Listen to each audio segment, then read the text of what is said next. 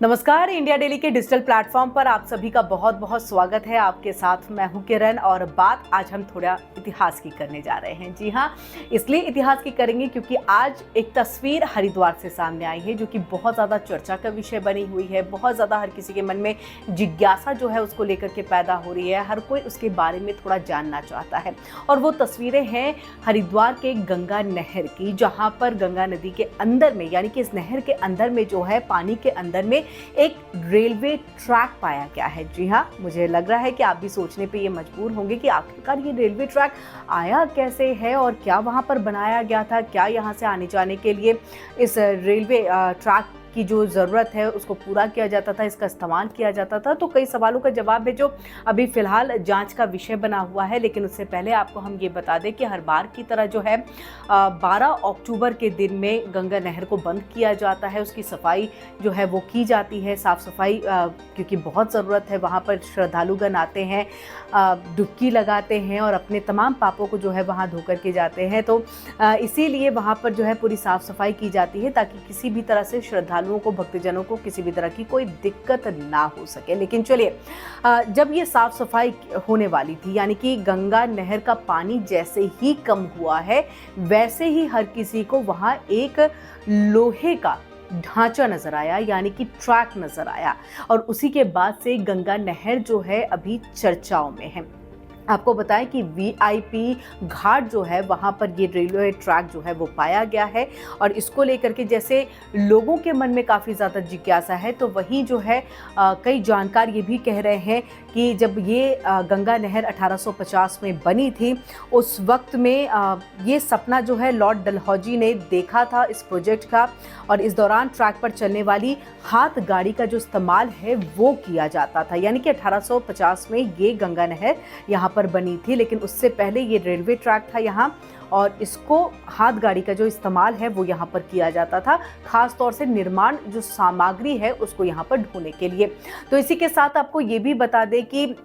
आगरा में एक वक्त में यानी कि ब्रिटिश काल में ही जो है एक वक्त में भीषण अकाल पड़ा था और उस वक्त में ऐसा लगा था ब्रिटेन के जो लोग यहाँ पर रह रहे थे, सरकार जो यहाँ पर तब की रह रही थी, उनको ये लगा कि उत्तर प्रदेश के अंदर में, क्योंकि उस वक्त में उत्तराखंड तो था नहीं, उस वक्त में उत्तर प्रदेश ही था, तो उत्तर प्रदेश के अंदर में यानी अब का जो उत्तर प्रदेश है उसकी मैं बात करें, जो उत्तर प्रदेश है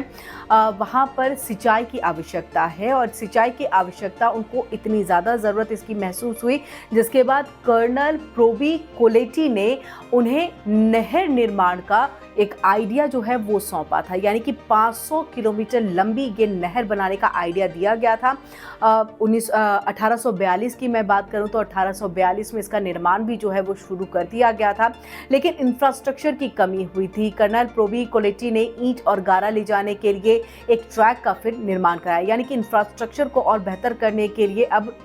ट्रैक की आवश्यकता थी जिससे जो ईंट है, गारा है, इन सबको ले जाया जा सके और उसके लिए इसका निर्माण जो है वो हुआ था। और इसीलिए आपको बताया कि इस ट्रैक से हैंडक्राफ्ट यानी कि हथगाड़ी के ज़रिए जो है ये तमाम सामान जो है वो ले जाया जाता था। और इतिहासकारों के मुताबिक आपको बताया कि इंजीनियरिंग का ये सुपरविज़न करने के लिए ट्रैक खास तौर से बनाया गया था। तो ये अभी तक जो है थोड़ा बहुत इतिहास जो है इसको लेकर के पता चल पाया है। जैसे ही इसको लेकर के और भी जानकारी सामने आती रहेगी हम आप दर्शकों तक ज़रूर पहुंचाते रहेंगे, क्योंकि मुझे लगता है हमारे देश का जो इतिहास है ना वो इतना गहरा है और इतना है कि शायद बहुत वक्त लग जाए उसको समझने के लिए, जानने के लिए, क्योंकि हम ना केवल हिंदू बल्कि हमारे ऊपर मुगलों ने भी राज किया, हमारे ऊपर ब्रिटिश ने भी राज किया। तो उससे जुड़े कई ऐसी तस्वीरें जो हैं अब जब धीरे धीरे सामने आती हैं तो लोगों के मन में जिज्ञासा यहाँ पर उत्पन्न होना एक स्वाभाविक सा हो जाता है।